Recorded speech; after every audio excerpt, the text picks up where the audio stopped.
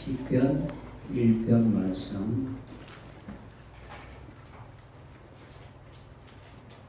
시편 1편 1절에서 2절 말씀 같이 함께 합독하도록 하겠습니다. 시편 1편 1절에서 2절 말씀 같이 함께 합독하도록 하겠습니다.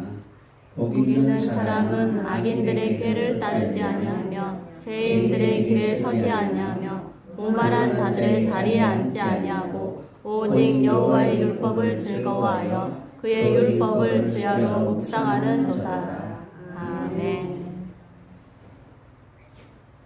여호와의 율법을 주야로 묵상하자 라는 제목으로 같이 은혜를 나누도록 하겠습니다. 하나님의 말씀이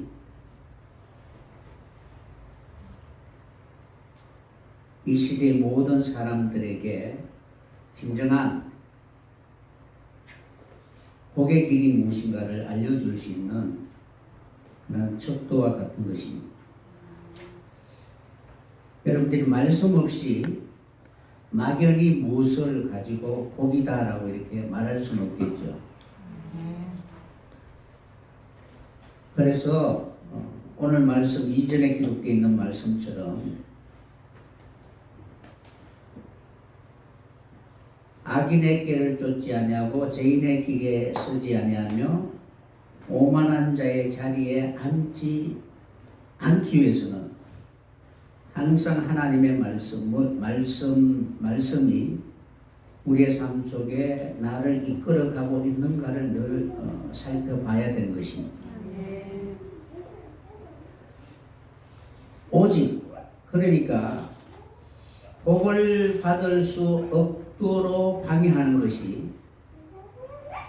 사람의 깨입니다. 그리고 사람이 걸어가는 길이고 그리고 마지막 사람이 앉고 싶어하는 그런 자리입니다. 이러한 자리를 거부하고 진정한 하나님의 복을 누리며 살아갈 수 있는 그러한 사람이 되기 위해서는 다른 어떤 길이 있는 것이 아니라 오직 하나님의 말씀밖에 없다라고 이렇게 시인은 고백하고 있는 것입니다. 그러니까 하나님의 말씀을 깊이 묵상하고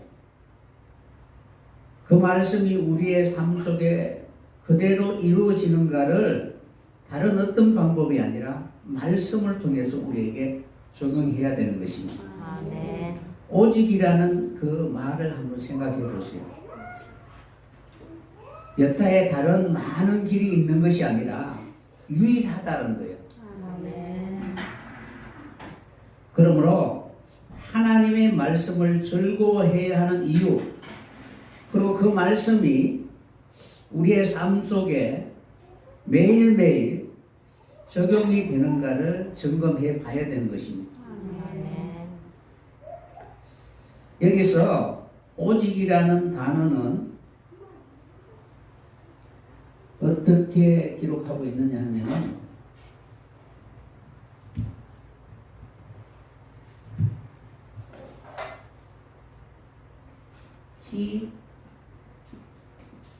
Tm이라고 이렇게 쓰고 있습니다.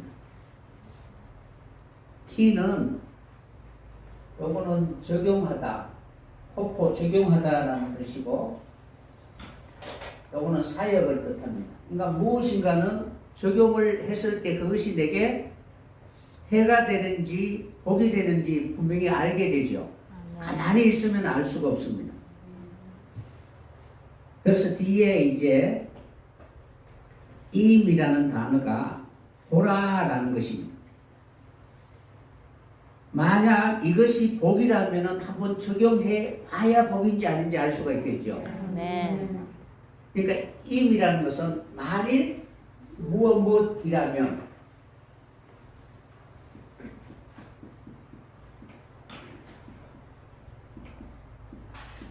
누구든지 어떤 사물을 볼 때 판단하는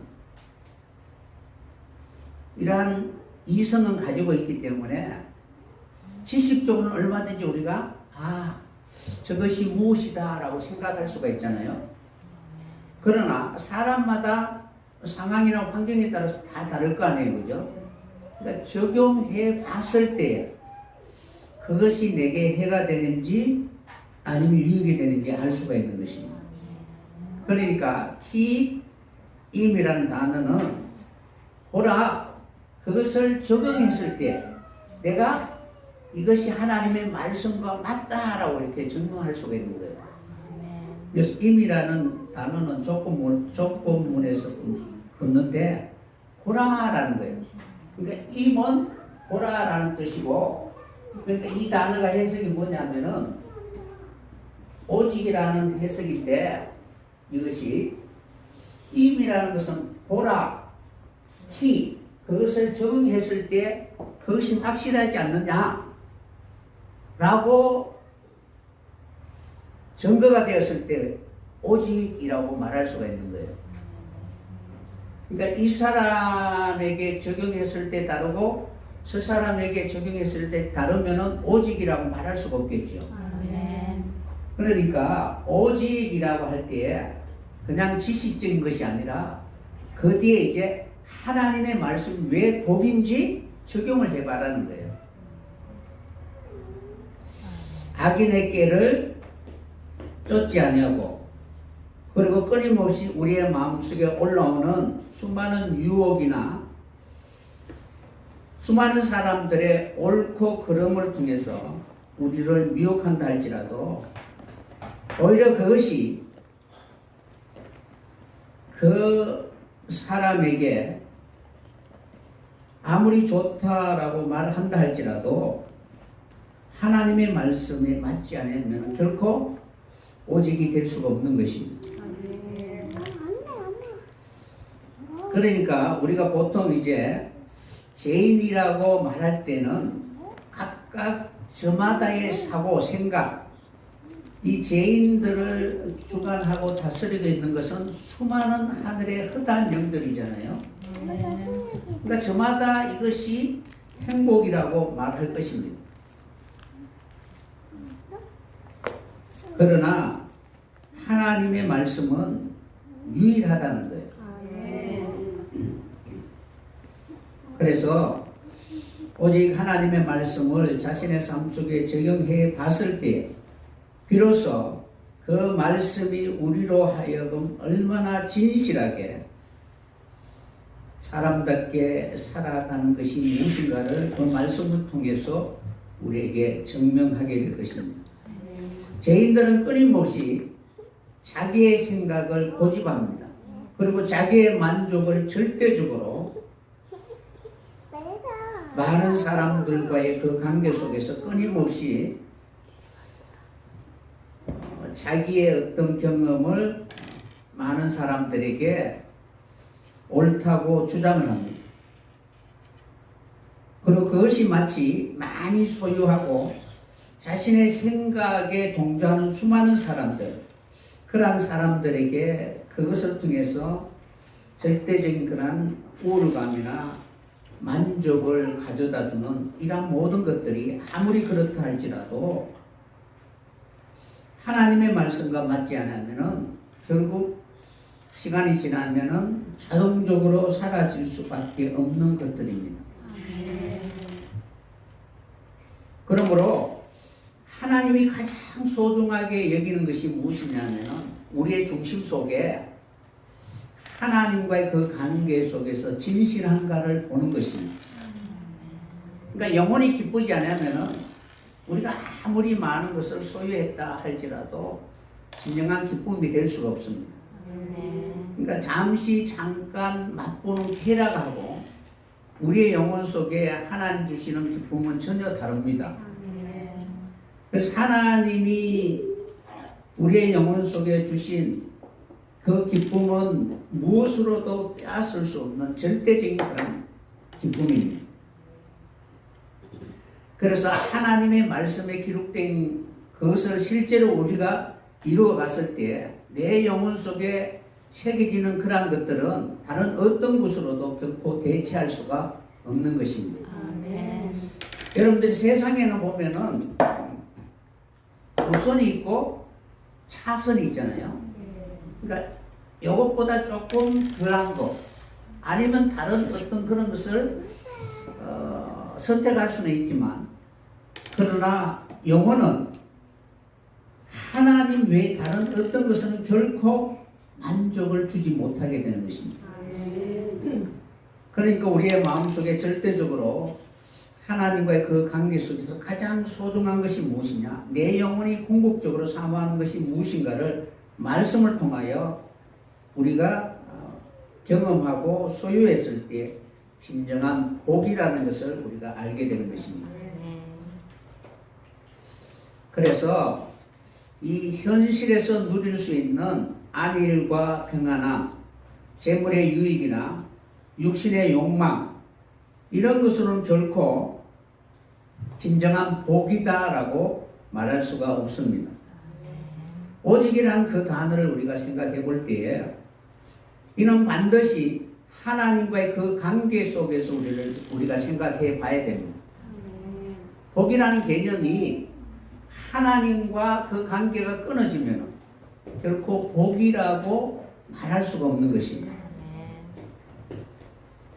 그러므로 주님의 말씀을 통하여 주님과의 그 관계를 생각하면서 세상의 무엇으로도 대체할 수 없는 우리의 영혼 속에 간절한 소망, 오직 그것이 내 인생의 최고의 그런 소망이기를 바라고 원하는 사람, 그런 사람은 자신의 모든 행복이 바로 하나님께 있다는 사실입니다. 그래서 그러한 마음으로 주의 말씀을 통해서 주의 오심을 예비하게 되면은 그 사람은 정말 복이 있는 사람이 될 것입니다. 요한복음 14장 15절에 보면은 너희가 나를 사랑하면 나의 계명을 지키리라.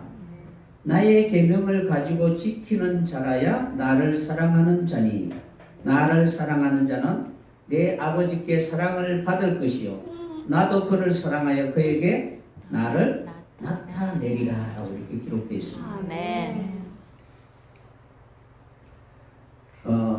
사람은 사랑을 하지 않으면은 살아갈 수 없는 존재입니다. 그러니까 육체는 필요할 때마다 무엇인가를 채우면 되지만 영혼은 하나님의 형상대로 지음을 받았기 때문에 진정한 사랑을 하지 않으면은 허전할 수밖에 없습니다. 전에도 목사님이 많이 예화를 들었잖아요. 뭐냐면은 배가 고프다고 뭐 아무거나 먹을 수는 없잖아요. 배고프다고 돌을 한 바가지 먹으면 어떻게 해요? 배가 부르잖아요, 그죠? 포만감은 있는데 힘이 없어요, 힘이.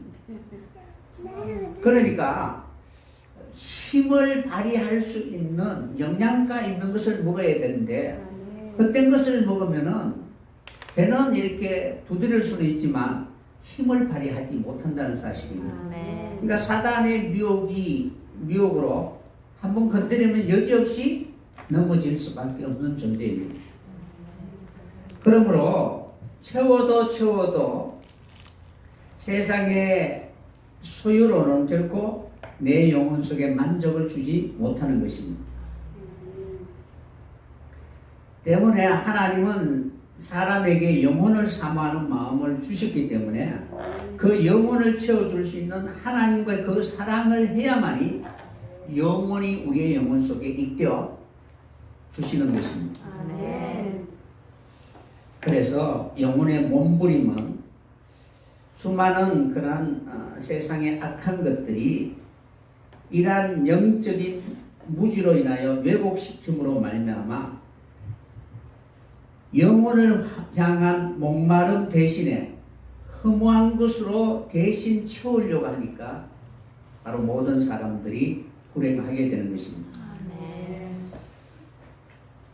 마셔도 갈증은 해갈되지 않고 먹어도 채워지지 않는, 아무리 애쓰고 노력해도 결코 우리의 영혼 속에 다른 어떤 것으로도 만족하게 해줄 수 있는 것은 없습니다. 오직 하나님과의 그 관계 속에서 하나님이 나를 사랑하시는 것처럼 그런 사랑을 나누며 교제하며 살아가는 그러한 사람들에게는 자연적으로 하나님은 하늘의 신령한 것을 비춰주심으로 말미암아 우리의 영혼이 만족하며 살아가게 될 것입니다. 아멘. 그래서 우리는 이러한 육적인 만족만이 모든 사람들에게 행복을 가져다 줄 것이라는 그러한 잘못된 지식을 통해서 영혼을 돌아보지 않는 모든 인생들은 궁극적으로는 결국 비참한 상태에 들어갈 수밖에 없습니다.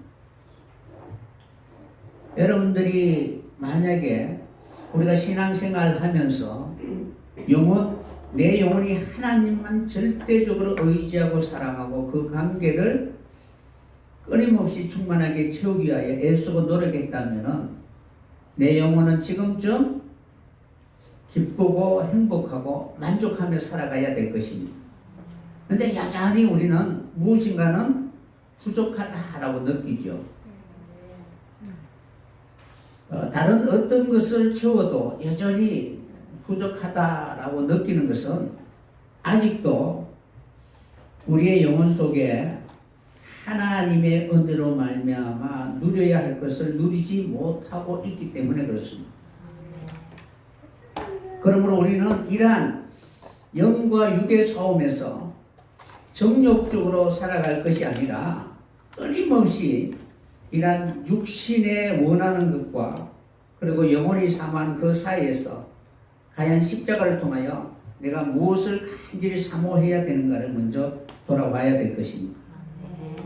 실제로 밖에 있는 것이 싸움이 아니잖아요, 그죠? 우리의 원수는 밖에 있는 누구가 아니라 내 속에 있는 이러한 정욕을 쫓아가고자 하는 육신에 속한 자와 그리고 하나님과 관계를 맺으려고 하는 그런 속사람과의 그 싸움이라는 사실입니다. 야고보서 4장 1절에 보면 너희 중에 싸움이 어디로 다툼이 어디로 쫓아나느뇨 너희 지체 중에서 싸우는 정욕으로 쫓아난 것이 아니냐. 그러니까 정욕 때문에 다툼이 일어난다는 사실입니다. 좋은 말로 하면은 사람으로 하여금 살아있다라고 느낄 수 있도록 해주는 것이 적당한 욕심이라고 말하잖아요. 강하게 부리지 않으면 된다라고 하지만 그러나 그것이 어느 순간 자신에게 점점 더 거리로 쫓아가도록 그 사람을 마치 쇠사줄로 매는 것과 같이 나중에는 그 사람이 꼼짝달싹하지 못하도록 만들어 버리는 것입니다. 욕망에 눈이 먼 사람들 보면은 분별을 잘 못하죠. 그러니까 여러분들이 돈을 투자 안 할 때는 투자 많이 한 사람에 대해서 잘 조언을 하잖아요. 그런데 여러분들이 미혹을 당해서 돈을 조금 많이 투자하면 그때는 어때요? 눈에 보이는 것이 없이 남의 말을 하나도 안 듣는 거예요. 예를 들어서 내 정욕이 많아지면은 다른 사람의 말이 안 들린다는 거예요. 그런데 그것을 하나 둘 내려놓고 뒤에서 보면은 그래도 어느 정도 잘 분별할 수 있는 그런 시각을 발휘할 수 있게 될 것입니다. 어쨌든 우리는 진정한 행복은 이러한 정욕이나 육체에 원하는 것으로 채워서 사람이 만족하는 것이 아니라 사랑이 없기 때문에 그 사랑의 허무함을 다른 것으로 대체하려고 애써 봐도 결코 세상의 무엇으로는 대체할 수 없기 때문에 끊임없이 그것을 갈구하며 찾아 헤매지만 그러나 말씀 외에는 다른 어떤 곳으로는 우리를 만족하게 할 수가 없다는 것입니다. 그래서 우리는 주님이 우리를 사랑하시기 위하여 자신을 다 내어주신 것처럼, 그러니까 자신이 있으면은 자기 때문에 온전히 사랑할 수가 없는 것입니다. 그러니까 여러분은 첫사랑의 그러한 본성을 가지고 있기 때문에 이 사랑은 자기밖에 보이지 않습니다. 이 옛사람을 버리지 않으면 온전한 사랑을 할 수가 없습니다. 그러니까 사랑이 아가페적인 사랑, 그저 무조건적으로 주는 사랑인데 자기라는 것이 있으면은 왜곡되어서 팔이 안으로 굽는 것처럼 자기에게로 향하도록 만들어 버리기 때문에 결국에는 그 사랑이 진정한 하나님이 바라고 원하는 그런 모습으로 사랑할 수 없게 될 것입니다. 그러므로 주님이 우리를 사랑하는 것처럼 우리가 서로 사랑하기 위해서는 아버지께 사랑받는 법이 무엇인가를 알아야 되는 것입니다. 그래서 늘 말씀이 내 삶 속에 나를 이끌어가고 나를 인도하고 있는가를 늘 살펴봐야 되는 것입니다. 그러므로 세상 사람들이 이해할 수 없다 할지라도 하나님의 말씀에 기록되어 있다면 그 말씀은 반드시 우리를 행복하게 해준다는 확신을 통하여 그 말씀이 내게 이루어질 수 있도록 늘 순종하며 나아갈 수 있는 우리들이 되어야 될 것입니다. 그러니까 오직이라는 의미가 바로 그런 의미라는 거예요. 오직, 그 다음에 여호와의 율법을 주야로 묵상해야 되는 것입니다. 그러니까 하나님의 말씀을 여러분들이 언제 즐거워합니까? 내게 유익이 될 때 즐거워하지요. 그러니까 말씀에 기록되어 있는 것처럼 내게 많이 주고 위안이 되면은 즐거워하고, 내게 심한 고통이 되고 그 말씀 때문에 하지도 못하고 할 수도 없고 어쩔 수 없이 그냥 떠밀려서 할 수밖에 없는 그런 환경이 되었을 때 그때 즐거워합니까?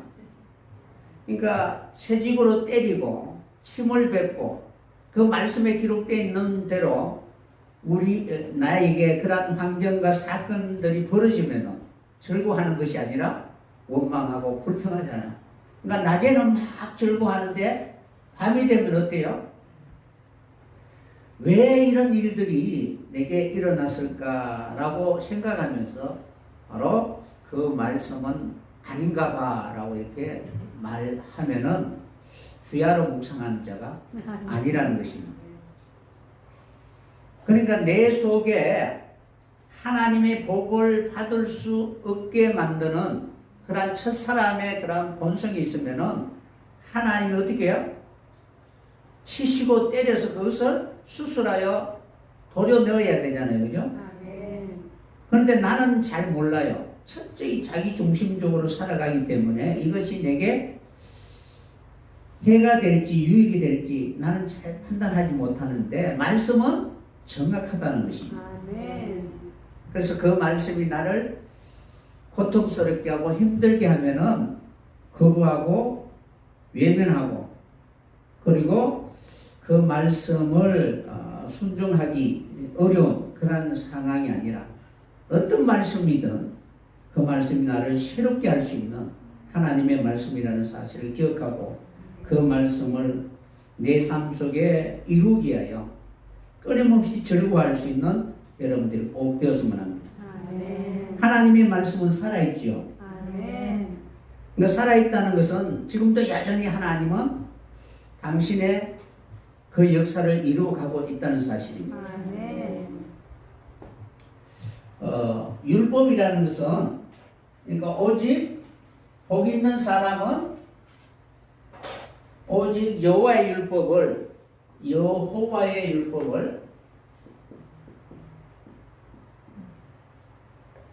오직 여호와의 율법을 주야로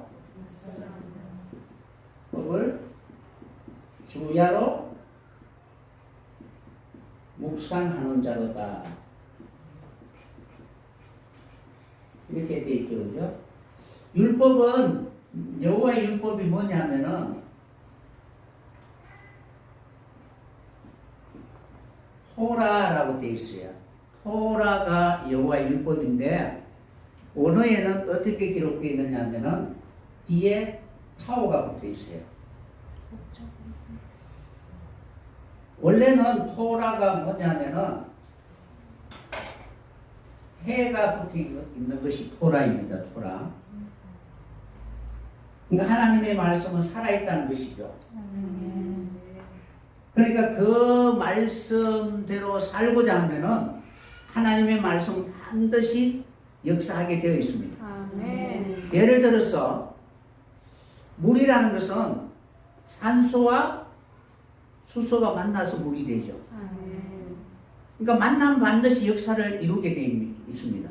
그러니까 말씀을 받은 그 사람 속에 그 말씀이 살아있다면 반드시 역사를 이루게 되는 것입니다. 아멘. 그러니까 토라라는 것은 이 타우, 앞에 타우예요. 타우는 목표가 있다는 거예요. 목표.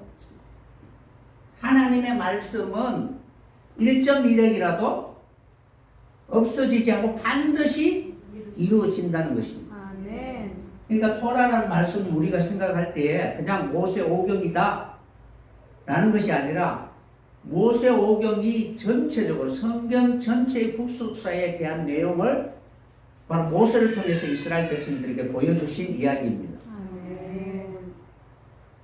그러므로 율법이라는 것은 우리가 어떤 법이 아니고 하나님의 말씀은 반드시 살아있고 역사하신다. 아멘. 단지 어떤 법이 아니고 하나님을 봐야 된다는 것입니다.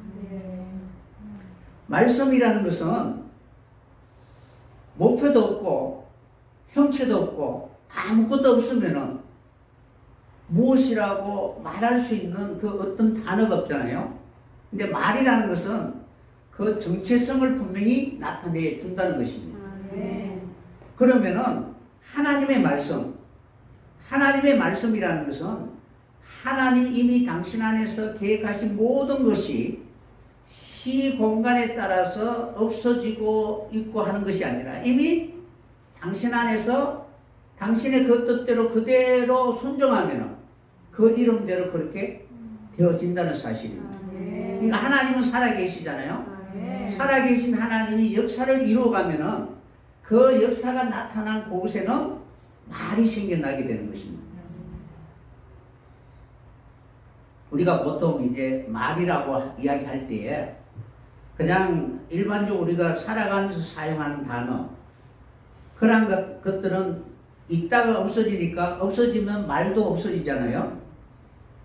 그러나 하나님은 반드시 계시고 하나님의 역사가 사건 속에서 이 세상 가운데 하나님 무엇인가를 이루시고 그 이루신 것을 통해서 하나님의 언어가 바로 나타나게 된 것입니다. 그래서 그 언어는 하나님과 사람과 대화하기 위해서 하나님이 기록한 것이지 너희들은 너희들대로 놀고 하나님은 하나님대로 논다고 이렇게 기록한 것이 아니라는 것입니다. 그래서 모세 오경 속에는 하나님이 말씀하시고 싶어하는 모든 그런 계획과 뜻과 그리고 하나님이 이루고자 원하는 뜻이 그 속에 다 있는 것입니다. 그래서 토라라는 것은 단지 이제 우리가 모세 오경 그리고 율법으로 이렇게 히브리로 기록되어 있는데 이 내용을 우리는 하나님의 구속사 관점에서 여러분들이 봐야 되는 것입니다. 그래서 이 토라라는 것은 하나님의 말씀인데 말씀은 그것이 서로 결합이 되면 점점 더 온전한 모습으로 이루어가게 되는 것입니다. 그러면은 율법, 여호와의 율법을 주야로 묵상하는 자로다 하는 내게 타오가 붙었습니다. 그러니까 하나님의 말씀을 내게 적용해서 그 말씀이 하나님의 하신 역사라는 것을 그 말씀대로 내가 다 순종했을 때 그 말씀이 그 말씀이구나 라는 것을 우리가 고백하게 되는 것입니다. 그러니까 여호와의 율법이 그냥 말씀으로 있는 것이 아니라 그것이 내 삶 속에 앞에 죄인과 악인과 그것들이 실제적으로 오만한 자들이 자기들이 붙들은 것을 가지고 행복이라고 실제적으로 애쓰고 노력해서 소유했는데 그것이 행복이 아니었잖아요. 그죠? 근데 하나님의 말씀, 그 말씀이 사람들로 하여금 행복하게 해줄 것이라는 그 말씀을 붙들고 그들처럼 우리의 생각 속에 분명한 표대를 가지고 내 의지와 노력을 다 가지고 그렇게 애쓰고 노력하게 되면 바로 그 말씀 우리에게 복을 주는 말씀이구나 라는 것을 인식하게 되는 것입니다. 아멘. 그래서 말씀이 살아있다 라는 것을 우리가 적용했을 때 이것이 하나님이 약속하신 말씀이구나 라는 것을 이해하게 되는 것입니다. 아멘. 그래서 늘 우리가 신앙생활 할 때 율법을 내 삶 속에 적용해 봤을 때 이것이 내게 복을 주는 말씀이구나 라는 것을 인식하게 되는 것입니다. 아멘. 그래서 오늘에는 토라트 이렇게 되어 있고 오직 여호와의 율법을 주야로 묵상하는 조로다 했는데 앞에 이제 베트라는 그 말씀을 내가 적용해 봤을 때 그것이 진실로 하나님이 내게 주시는 그런 복을 누릴 수 있는 그런 말씀이라는 것을 이해하게 되는 것입니다. 그런데 이 단어가 어디에서 왔느냐 하면은 그냥 온 것이 아니고 이 토라라는 단어 원래 이제 토라고 이 시편 1편 2절에는 율법은 뒤에 타오가 있다고 기록되어 있고요. 그 말씀을 내가 다 적용했을 때 이것이 내게 복을 명하신 하나님의 말씀이구나 라는 것을 고백하게 됩니다. 원래 이제 이 토라라는 것은 어디에서 왔느냐 하면 야라라는 단어에서 왔습니다. 그러니까 야라 이렇게 쓰기도 하고 때로는 야라라고 이렇게 쓰기도 합니다. 두 단어 다 써도 됩니다. 이거는 뭐냐면은 어떤 의미냐면은 가르치다, 교훈하다, 소다. 그러니까 무엇이냐면은 무엇인가를 이렇게 가르치잖아요. 아무것도 없는데 이렇게 가르친 것이 아니라 보라라고 하면 무엇인가를 가르치잖아요. 그래서 이 야라는 것은 물 흐르듯이 흘러서 그렇게 이루어지는 거예요. 그러니까 물은 역행하지 않잖아요. 그죠? 그러니까 물이 흐르듯 순리대로 그대로 적용했을 때 비로소 무엇이다 라고 할 수가 있는 거예요. 이 단어가 뭐냐면 야레라는 단어가 그런 뜻인데 본래 가지고 있는 것이 무엇이냐면은 경외하다라는 뜻이에요. 경외하다. 그러니까 사람이 하나님을 경외하는 것이 우리의 본성적으로 영혼이 가지고 있는 경향성은 물 흐르듯이 자연스럽게 해야 되는데 욕심이 그것을 가로막아버린다는 사실이죠. 그래서 이 야레라는 단어는 경외하다. 그래서 하나님의 말씀을 내가 지켰을 때 누구나 다 그 말씀이 내게 그러한 복을 주는 것이구나 라는 것을 깜짝 놀라게 된다는 것입니다. 그러니까 인간의 이성을 초월하게 되는 것입니다. 그러니까 어원적으로는 바로 그렇다는 것입니다. 우리가 항상 이제 여러분들이 먼저 생각해 봐야 되는 것은 우리의 이성으로는 우리가 배운 지식을 통해서 이렇게 내가 그 지식을 응용해서 이렇게 하면은 내게 어떤 유익이 가져다 줄 것이다 라고 자기가 판단하면은 거기에 내가 투시를 하거나 아니면 투자를 하거나 내 인생을 거기에 걸게 되잖아요. 막연히 아무것도 보이지 않고 안개만 쫙 있는데 자기의 전 인생을 거기에 거는 사람이 없잖아요.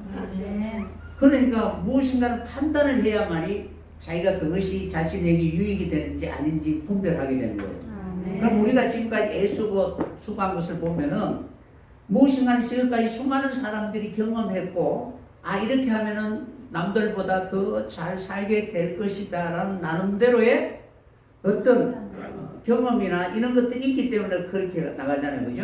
네. 그래서 대부분 보면은 네트워크 하는 사람들 앞에 누구 인물을 집어넣고 봐라 이렇게 하면서 미혹을 하잖아요. 그 인간이 가지고 있는 그 경험을 바탕으로 해서 이제 미혹을 하는 거예요. 그런데 하나님이 보여주시는 것은 인간의 이성을 초월한 것이란 말이에요. 아멘. 그러니까 우리의 이성은 사단을 뛰어넘을 수가 없잖아요. 그죠? 사단이 들어오면은 하나님이 우리를 안 도와주시면 보호하지 않으면 우리 여지없이 무너질 수밖에 없습니다. 아멘. 이것이 뭐냐 하면은 라라는 단어가 보다라는 뜻이에요. 라. 그러니까 무엇인가는 보면은 그 사람의 모든 것이 그것에 흐르듯이 누가 뭐 막아도 그냥 어떻게 해요? 그 말을 안 듣고 자연스럽게 자기의 주장을 내세우게 됩니다.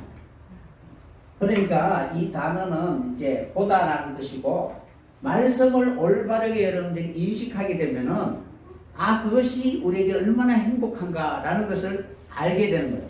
근데 말씀을 잘못 오해하게 되면은 왜곡시키고, 그리고 끊임없이 어떤 소유의 개념이나 육체의 만족이나 쾌락을 위해서 살아가게 되는 것입니다. 그러니까 토라라는 단어가 하나님의 말씀을 통해서 우리의 영혼이 하나님의 세계로 이끌려 갔을 때 비로소 하나님이 우리에게 주신 그 말씀이 어떻게 우리에게 복을 주는가를 경험하게 되는 것입니다. 그래서 여러분들이 항상 생각할 때에 이 토르라는 것은 이게 뭐냐면은 규례라는 거예요. 규례. 인간이 만든 규례가 아니라 하나님의 규례라는 거예요. 토르라는 것이 이제 규례, 간섭, 법이라는 뜻입니다. 이 토라라는 단어가 우리가 이제 일반적으로 모세오경, 율법을 토라라고 이렇게 이야기하는데, 이 본래의 뜻은 간섭, 법, 규례라는 뜻입니다. 그러니까 하나님의 규례라는 거예요. 여기서 이제 우리가 뒤에 해를 빼버리면은 이 해를 빼버리면은 토르라고 되는데, 이 토르를 다 이루면은 규례가 되잖아요. 하나님의 규례. 이것을 빼버리면 어떤 뜻이냐 하면은 명령이다, 계성이다, 이런 뜻입니다. 그러니까 하나님의 말씀을 내가 이어받는다 라는 뜻입니다. 그러니까 그것을 이어받으려면은 하나님의 복을 내가 이어받으려면 그것을 다 순종하고 지켜야 되겠죠. 그런 의미를 가지고 있는 것입니다. 그러면 이것이 이제 나중에 뭐냐면은 타우라는, 여러분들이 여기서 해만 붙으면은 타우라는 이 단어가 뭐냐면은 타바라는 뜻인데, 이것은 표하다, 표시하다, 구획하다라는 그런 뜻이에요. 그러니까 우리가 그런 삶을 살면은 하나님 우리에게 표시를 해줘, 구역을 이렇게 정리해 주는 거예요. 그러니까 어느 누구도 빼앗을 수 없는 하나님이 내게 지어준 구역이 되는 것입니다. 그러니까 천국은 누가? 내가 침노하는 자의 것이죠. 그런 것처럼 이 천국을 이루어갈 수 있는 하나님의 말씀을 통해서 내가 그것을 내게 이루어질 수 있도록 애쓰고 노력하게 되면은 진정한 하나님의 그 뜻이, 아, 말씀이 내게 이렇게 복을 주는구나 라는 것을 고백하게 되는 것입니다. 그러니까 여호와의 율법을 바로 그런 관점에서 봐야 되는 것입니다. 그러니까 우리가 그 성경에 기록된 모든 율법은 궁극적으로 하나님을 경외하는 법이잖아요. 그러니까 그 말씀이 궁극적으로 우리가 하나하나 이루어가면은 모세의 십계명, 그 십계명은 하고 하지 말라는 거잖아요. 그죠? 그래서 안 하고 했을 때 궁극적으로 아, 이것이 하나님이 우리에게 주시는 복이구나. 하나님을 경외하는 것과 경외하지 말아야 되는 것, 이런 것을 우리가 하나하나 배워 나가게 되었을 때 진정한 하나님의 말씀이 우리에게 진정한 율법을 주신 하나님의 그 뜻이 무엇인가를 이해하게 되는 것입니다. 그래서 이 철제 인간이 하고자 하는 모든 생각을 버려야 되는 것입니다. 여호와의 율법을 즐거워하여 주야로 묵상해야 되잖아요, 그죠? 그러니까 여호와의 율법을 즐거워하여 주야로 묵상해야 된다. 일단 그 말씀이 이제 즐거워할 줄 알아야 된다. 이것은 뭐냐면 소유의 개념입니다. 그것을 소유하기를 애써야 되는 것입니다. 그냥 말씀은 말씀이고 나는 나지라고 하면은 그 말씀을 즐거워하는 자가 아니라는 것입니다. 여러분들 어떤 사람이 정말 성공할 수 있느냐 하면은 즐거워하면서 일을 하는 사람, 그죠? 그래서 우리가 진정한 그런 프로라면은 누가 시켜서 어쩔 수 없이 시간을 때우기 위해서 하는 것이 아니라 그것을 즐길 줄 아는 그런 사람이 되어야 하는 것입니다. 그러니까 즐거워하다는 것은 소유의 개념인 것입니다. 이것이 하페처라는 단어를 사용합니다. 하페처.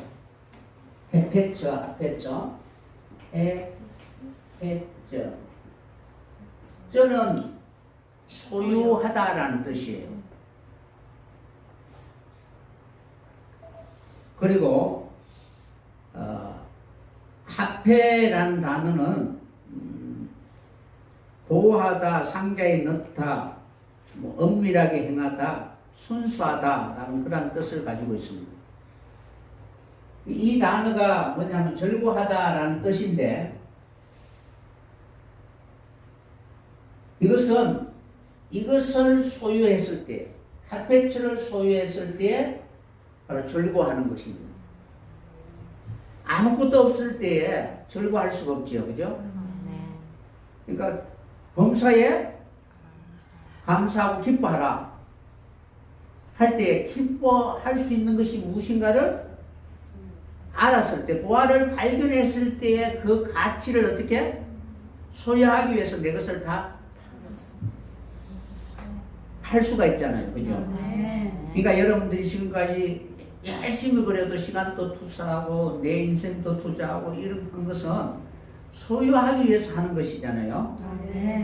뭐 세상 사람들이 주는 그런 개념을 한다면 굳이 교회 와서 이렇게 안 하고 다른 얼마든지 깨를 통해서 소유할 수는 있지만, 그러나 교회를 통하지 않으면 결코 누릴 수 없는 가치이기 때문에 여러분들이 정말 그것을 붙들고 내 것이 되어야 할 것입니다.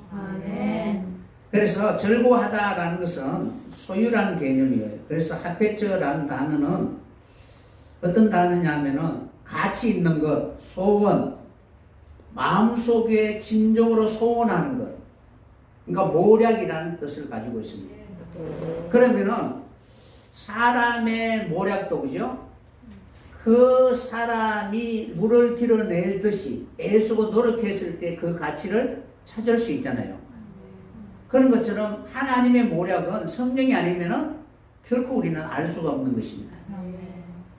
그래서 우리의 마음이 하나님의 마음과 같아질 수 있도록 끊임없이 십자가를 통하여 육신에 속한 이 욕망을 추구하는 그러한 옛사람을 버리고 진정으로 하나님이 바라고 원하는 그러한 사람이 되기를 간절히 소원하는 마음으로 하나님과 같은 마음, 그러한 영성으로 살아가기를 원하게 되면 반드시 성령을 통해서 진정한 우리도 알지 못한 만세 전부터 하나님이 감추온 그 모략을 기꺼이 길어낼 수 있는 그런 사람이 되게 될 것입니다. 그런 의미가 바로 즐거워하다라는 뜻입니다. 여러분들이 정말 하나님의 말씀을 즐거워하십니까? 그 말씀을 통해서 하나님 내가 가장 가치 있는 것이 무엇인가를 알고 그것을 깊이 길어낼 수 있는 그런 지혜자가 꼭 되었으면 합니다. 아멘. 그래서 여호와의 신을 우리에게 주셔서 하나님의 모략을 이루게 하시고 그것을 통하여 진정으로 하나님을 경외할 수 있는 그러한 사람이 되어가게 될 것입니다. 아멘. 그래서 반드시 이렇게 살아가는 사람은 하나님이 보호해 주시고 하나님이 함께 해 주게 될 것입니다. 아멘. 그래서 이 하프라는 단어가 가장 순수하다, 깨끗하다 라는 뜻을 가지고 있습니다. 순수하다, 깨끗한 것을 소유해야 된다. 그러니까 나를 깨끗하게 하실 수 있는 말씀, 이러한 말씀을 가지고 있으면은 여러분 자신을 깨끗하게 할 수가 있겠죠. 여러분을 깨끗하게 할 수 있는 것은 무엇이 있습니까? 철장 건세잖아요. 그죠? 그 철장 건세를 가지고 남을 이렇게 막 깨트리라고 준 것이 아니고 우리 자신을 깨트리라고 준데 지식이나 모든 말씀을 가지고 어떻게 해요? 자기를 깨트리는 것이 아니라 자기를 자꾸 높이려고 하는 거예요. 어쨌든 우리는 하나님 앞에 깨끗한 사람, 정말 나 자신을 깨뜨릴 수 있는 것이 무엇인가를 생각하고 끊임없이 하나님의 말씀을 통하여 진정으로 우리를 복되게 할 수 있는 유일한 길은 십자가밖에 없다는 사실을 늘 기억했으면 합니다. 그러니까 십자가가 아니면은 어느 누가 나를 못 박을 수가 있겠습니다.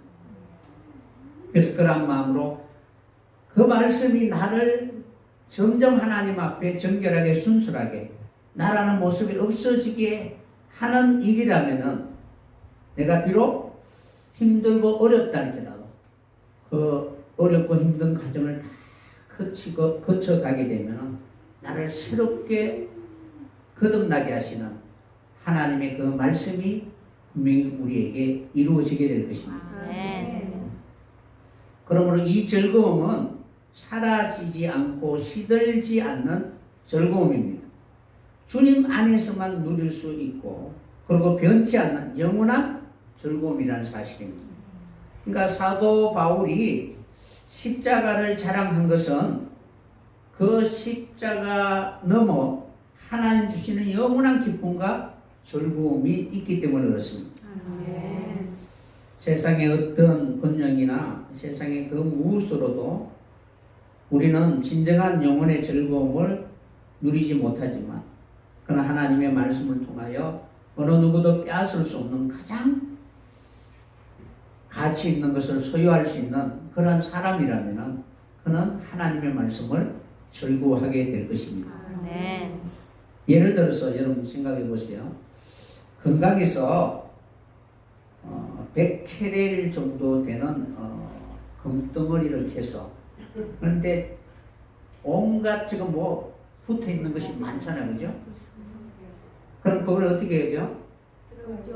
깨끗하게 용광로나 계련수에 넣어야 되잖아요. 만약에 내가 그렇다고 생각해 보세요. 하나님 앞에 보석이 되려면은 하나님이 이렇게 나를 이렇게 더러운 곳에 이제 때가 더덕더덕 붙어 있는 나를 이렇게 하나님이 찾아서 이제 재련수에 넣으려고 하니까 나는 싫다고 가버리면 보석이 될까요? 안 될까요? 안 되지요. 안 되죠, 그죠? 정말 나를 깨끗하게 하시고 금과 같이 빛나게 해줄 수 있는 유일한 방법 그밖에 없다면 맡겨야 되잖아요. 죽는 것이 아니라 내게 있는 모든 나를 힘들게 하고 고통스러운 것을 제거하기 위한 그런 과정이라는 사실을 기억하시고 하나님 앞에 맡길 수 있는 여러분들이 꼭 되었으면 합니다. 아멘. 그것이 즐거워하는 삶이 되어야 되는 것입니다.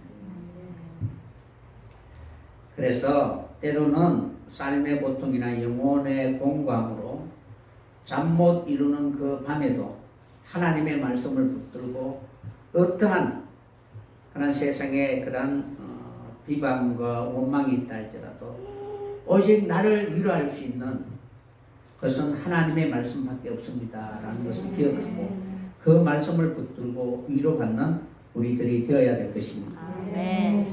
형통한 날에는 하나님의 말씀에 기이한 빛에 들어가게 하신 자의 덕을 기리며 때로는 힘들고 어려울 때는 눈물 흘리며 찬송과 감격으로 이겨나갈 수 있는 여러분이 되어야 될 것입니다. 아멘. 악인의 형통함을 결코 두려워할 것이 아니라 그들의 결국은 마지막 하나님이 약속하신 인생의 그 날이 끝났을 때 비로소 알게 되는 것입니다. 아멘.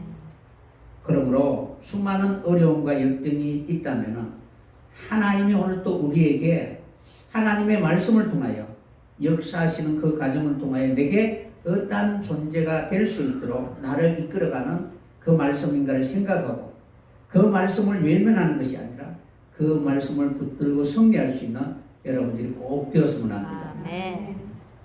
시편 119편 49절에서 50절 보면은 주의 종에게 하신 말씀을 기억하소서. 주께서 나로 소망이 있게 하셨나이다. 이 말씀은 나의 곤란 중에 위로라. 주의 말씀이 나를 살리셨음이니라 라고 이렇게 기록되어 있습니다.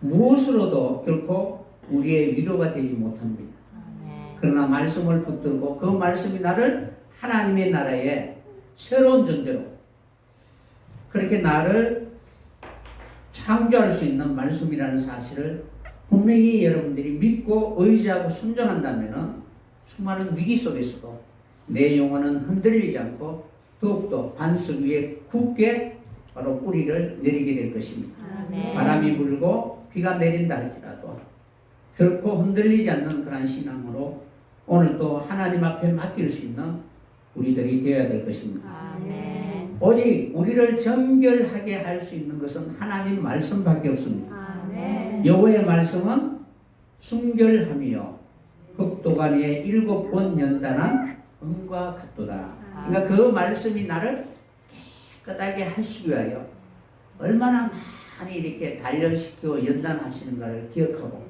이러한 일들이 우리에게 일어나게 되면 하나님 앞에 감사합니다 라며 하나님 앞에 맡길 수 있는 우리들이 되어야 될 것입니다. 아멘. 그래야만이 진정으로 하나님의 말씀을 절구하는 자다라는 것을 하나님이 인정해 주게 되는 것입니다. 아멘. 그래서 그 말씀을 절구하게 되면 주야로 항상 감사하게 되죠. 아멘. 그러니까 주야로 그 말씀이 내게 이루어지게 안 이루어지면 괴로웠고 그러니까 그 말씀이 내게 이루어지면 감사하게 되는 것입니다. 아멘. 저주받으라 라고 하면 어때요? 그 저주가 내게 이루어지면 아멘 할 수가 있어야 되는 거예요. 그러니까 내게 이루어진 것이 내 속에 있는 죄를 제거하기 위한 하나님의 그런 심판이니까 감사해야 되는 거예요. 아멘. 그러니까 죽지 아니하면은 감사해야 되죠. 그래서 여기서 주야라는 그 단어는 서론할 때 여러분들에게 말씀을 해드린 것처럼 이 낮밤이라는 의미가 아니라 그죠? 기쁠 때나 슬플 때나 항상 하나님의 말씀이 내게 역사할 때 그때 그 말씀이 내게 나를 정결하게 하는 하나님의 말씀인 것을 믿고 순종할 수 있는 여러분이 꼭 되었으면 합니다. 아멘. 그래서 이 주야로 할 때 어떻게 되어 있느냐면 이렇게 되어 있어요. 요망이라고 하는데 뒤에 이제 맴이라는 단어가 하나 더 있어요. 이것이 주라는 뜻이에요. 요이라는 단어가 날이라는 단어거든요. 요이라는 단어가 이게 뭐냐면은 날이라는 것은 그냥 시간적인 날이 아니라 하나님의 어떤 계획과 목적이 있는 날이잖아요. 천지 창조의 과정을 보면은 하나님이 명령하고 그 명령대로 그대로 되잖아요. 그러니까 하나님이 이미 말씀에 무엇이라고 이렇게 선언하시는 거예요. 그럼 그 선언하면은 그 말씀대로 그대로 존재하게 되면은 날이 되죠. 그러니까 빛이 있으라 하심에 빛이 있었고라는 것이 날이라는 거예요. 아멘. 그런 의미예요. 날이라는 의미가. 그 뒤에 이제 맴이라는 단어가 하나 더 붙어 있어요. 요맘이라는 단어가 바로 주, 낮이라는 단어예요. 그래서 요음이라는 단어는 날인데 그냥 날이 아니고 생애, 세대, 오늘. 그러니까 뭐냐면은 하나님의 말씀이 내게 적용이 되고 그것이 지나가면은 그것이 없어지는 것이 아니라 오늘을 위해서 존재하는 날이었잖아요. 그죠? 그러니까 씨를 뿌리면은 그 다음에 어떻게 해요? 싹이 나고 잎이 나고 꽃이 피잖아요. 그럼 그것이 가는 것이 날이라는 의미 전체의 의미인데 그 날인 거예요. 하나님이 명령하시고 그 명령대로 이루어지는 것이 날이라는 거예요. 그러면은 그 의미 속에는 세대라는 뜻이 있어요. 그러니까 뿌리고 열매 맺는 세대. 그러니까 하나님의 말씀이 우리의 영혼 속에 심어졌으면 하나님의 날이 시작되었죠. 아멘. 그럼 그것이 이제 열매 맺을 때까지 전체가 날이라는 거예요. 아멘. 그런데 열매 맺지 못하고 없어지면 아무것도 아니겠죠. 그러니까 그런 의미에서 우리가 문자적으로는 일출에서 일몰 또는 일몰에서 일몰까지를 이렇게 이야기하는데 그 의미적으로는 연대기, 세대, 항상이라는 뜻이에요. 그러니까 이 날이 이루어지게 되면 다음 날을 준비할 수 있는 날이 되니까 항상이라는 단어가 되겠죠. 이 날이 없으면 다음이 다가오지 아니하니까 항상이라는 단어가 있을 수가 없는 것입니다. 그래서 매일이라는 단어가 그런 의미로서 여러분들이 봐야 되는 거예요. 그래서 우리의 날이 씨를 뿌리고 열매 맺으면 그것이 끝나는 것이 아니고 계속 윤례대로 또 씨를 가지고 뿌리는 이런 섭리가 내게 완전히 새겨지게 되잖아요. 그럼 항상이 되는 거예요. 그래서 생리의 시대, 어제, 오늘, 내일 항상이라는 단어가 되고 그 다음에 밤이라는 것은 야라는 것은 어떻게 히브리 단어는 기록되어 있느냐 하면은 룰이라는 단어를 사용해요. 룰 이렇게 씁니다. 룰.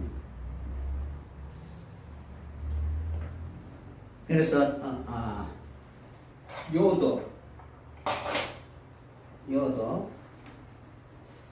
요도를 쓰기도 하고 원래 이제 어원이 룰에서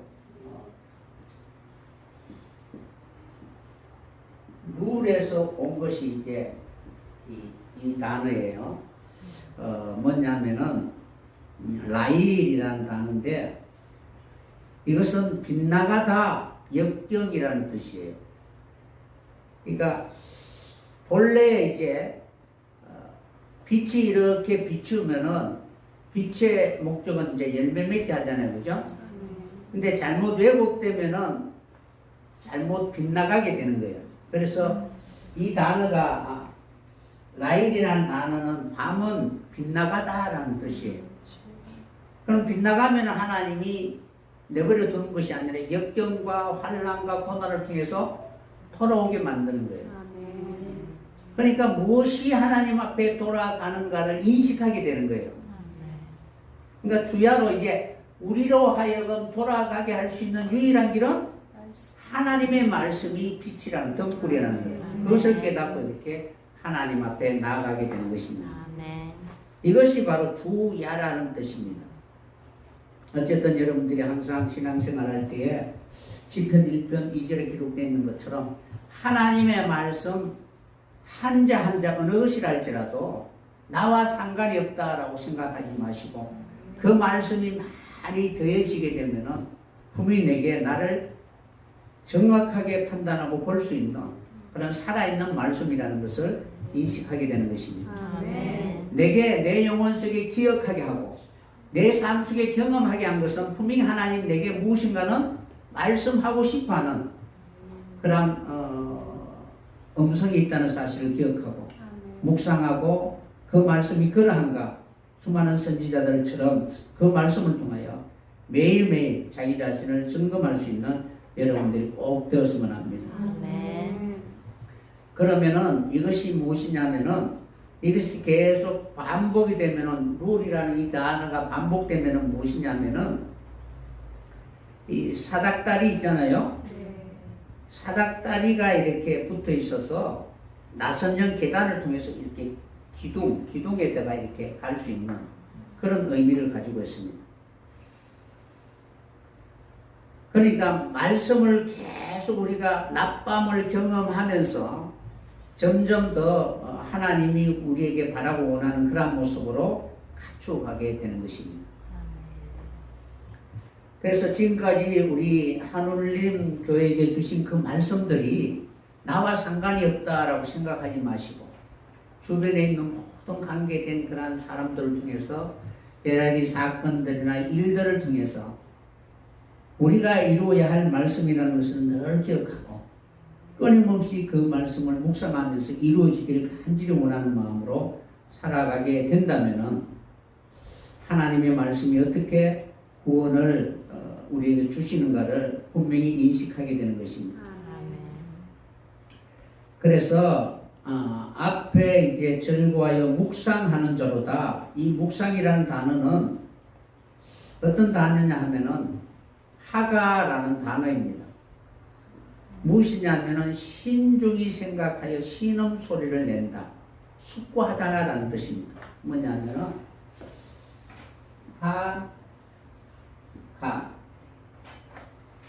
하가가 묵상이라는 뜻이거든요.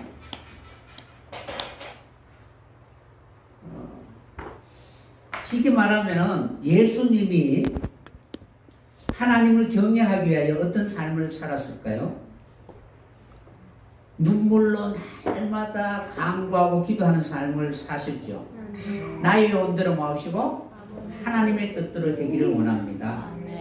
내가 하나님의 뜻을 이룰 수 있는 나를 통하여 하나님의 그 뜻을 펼쳐나갈 수 있도록 끊임없이 그 말씀이 내게 이루어질 수 있도록 그렇게 하나님 앞에 십자가를 지며 날마다 간구하고 기도하는 그런 삶을 살아야 되는 것입니다. 그래서 묵상이라는 것은 이렇게 기쁘거나 화가 날 때나 뭐 이럴 때 어떻게 해요? 중얼중얼 하잖아요. 그죠? 그러니까 여러분들이 왜 이런 고난을 나에게 주셨습니까? 그 이유가 무엇입니까? 때로는 하나님 앞에 항변을 해보기도 하고 욕처럼 그죠? 내가 악입니까? 뭡니까? 왜 자꾸 치십니까? 이렇게 해보기도 하다가 그죠? 이렇게 하는 속에서 하나님이 어떻게 우리로 하여금 하나님 앞에 어떤 존재가 되어 가는가를 이렇게 옮기게 되는 것입니다. 그러니까 여러분들이 이 첫사람에서 새사람으로 옮겨가는 것은 이러한 묵상을 통해서 이루어진다는 거예요. 이 묵상이라는 뜻이 하가라는 뜻이 무엇이냐면은 이런 중얼거리다, 신음소리를 내다, 근심하다, 호함치다라는 뜻을 가지고 있지만 또 이 단어는 어디에서 왔느냐 하면은 똑같은 하가인데 옮기다라는 뜻을 가지고 있습니다. 그러니까 그러한 말씀을 통해서 계속 하나님과 대화하니까 하나님 어떻게? 여기서 옮겨주시는 거예요. 그러니까 그것이 묵상이라는 거예요. 그러니까 여러분들이 말씀을 계속 자신의 삶 속에 적용하지 않으면 어디에서 어디로 옮기는지 전혀 이해하지 못하게 되는 것입니다. 그래서 예수님이 비탄하고 탄식하고 기도하니까 죽을 수밖에 없는 그러한 상태에서 죽지 않음을 입은 그 상태로 하나님이 옮겨주시는 것입니다. 아멘. 이런 것처럼 주야로 묵상하며 오늘 또 내 입술은 항상 의를 말할 수 있는 여러분들이 꼭 되었으면 합니다. 그래서 나의 평생에 선하심과 인자심을 통하여 내 입술은 항상 주의 의를 말하기를 간절히 원하는 마음으로 그렇게 살아갈 수 있는 여러분이 꼭 되었으면 합니다. 그래서 의인의 입은 지혜를 말하고 그 혀는 공의를 이루며 그 마음에는 하나님의 법이 있으니 그 걸음에 실족함이 없으리로다 하고 이렇게 시인 10편 37편에 기록되어 있습니다.